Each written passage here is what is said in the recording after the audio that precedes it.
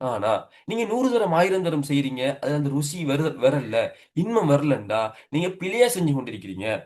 அந்த நேரத்துக்கு நீங்க செய்றதால உங்களுக்கு நன்மை வரும். ஆனா, உண்மையான திக்ர் அது இல்ல.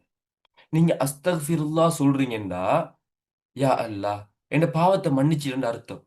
நீங்க அஸ்தக்ஃபிருல்லாஹ் சொல்லும்போது, உங்களோட மனசுக்குள்ள நீங்க செஞ்ச பாவங்கள், அல்லாஹ்க்கு மாறு செஞ்சது, அல்லாஹ் எவ்வளோ பெரிய கண்ணியமானவன், எவ்வளோ பெரிய ஆட்சி அதிகாரத்த வச்சுக் கொண்டிருக்கிறான். அவனுக்கு முன்னால நான் பிழை செஞ்சுட்டனே! அப்படிங்கிற ஒரு வருத்தத்தோட, நீங்க ஒவ்வொரு தடவும் இஸ்திக்ஃபார் செய்யும்போது, உங்களது உள்ளம் கரையும். அல்லாஹ்க்கு முன்னால அது உருகும், வெட்கப்படும், அவமானப்படும். உங்கள நிந்தனை செய்யும். அந்த நேரத்துல அல்லாஹ் உங்களோட பாவங்கள மன்னிக்கிறான்ங்கிறத அது உணரும். ஏன்? அல்லாஹ் சொல்றான், "ஃபஸ்தக்ஃபிரு துனூபக்கும் இன்னஹு கான கஃபாரா." உங்களுடைய பாவங்களுக்கு இஸ்திக்ஃபார் செய்யுங்கள். அவன் பாவங்களை அதிகம் மன்னிப்பவனாக இருக்கிறான். அப்ப இதிலிருந்து என்ன விளங்குது?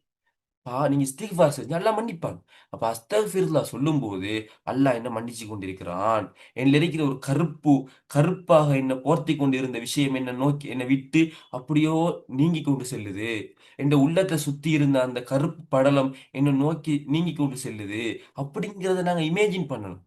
அப்படிங்கிறத நாங்க கற்பனை பண்ணணும்.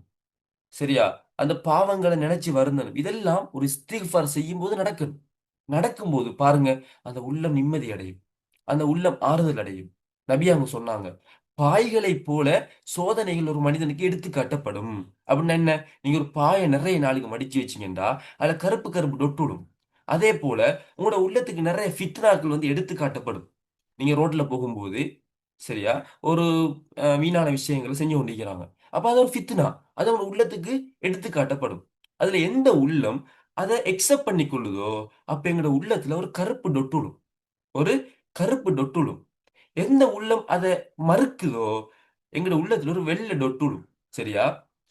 காலப்போக்குல என்ன நடக்கும்னு சொன்னா, ஒருத்தன் ஒரு பாவத்த செய்யும்போது கருப்பு டொட் விழும். அவன் உடனே இஸ்திக்ஃபார் செஞ்சா, அந்த கருப்பு டொட் அப்படியே இல்லாமல் ஆயிரும். அவன்ட கருப்பு டோட் அப்படியே இல்லாமல் ஆகிடும். அவனோட உள்ளம் தூய்மை அடைஞ்சிரும். ஆனா, அவர் அத கவனிக்கல. திரும்ப இன்னொரு பாவம் செய்றாரு. இன்னொரு ஃபித்னாவ பார்க்குறாரு. இன்னொரு தேவையில்லாத கத காய்ச்சி கொண்டிருக்கிறாரு. இப்ப என்ன நடக்கும்னு சொன்னா, அவர் உள்ளத்துல அந்த கருப்பு டோட் அதிகமாகும், அதிகமாகும். அதிகமானிச்சுன்னு சொன்னா, முழுமையாக கருப்பாகிரும். இந்த நிலைமையில ரசூலுல்லாஹ் சொன்னாங்க, அவருக்கு நல்லது எதுன்னு தெரியாது, கெட்டது எதுன்னு தெரியாது. அவர் நல்லத கெட்டதுன்னு நெனப்பாரு. கெட்டத நல்லதுன்னு நெனப்பாரு. அவர் உள்ளமே நோய் பிடிச்சிரும். சரியா? அப்ப எனவே தான் இப்படி நாங்க அஸ்தக்ஃபிருல்லாஹ் சொல்லும்போது, அது எங்களோட உள்ளத்துல இருந்த அந்த நோய்கள எல்லாம் இல்லாமல் ஆக்கி, எங்களோட உள்ளத்துக்கு நாங்க உணவு குடுக்குறோம். அது சிறந்த முறையில இருக்கும். இதனால தான் ரசூலுல்லாஹ் சொன்னாங்க, "நான் ஒரு நாளைக்கு சத்தியமாக அல்லாஹ் மீது ஆணையாக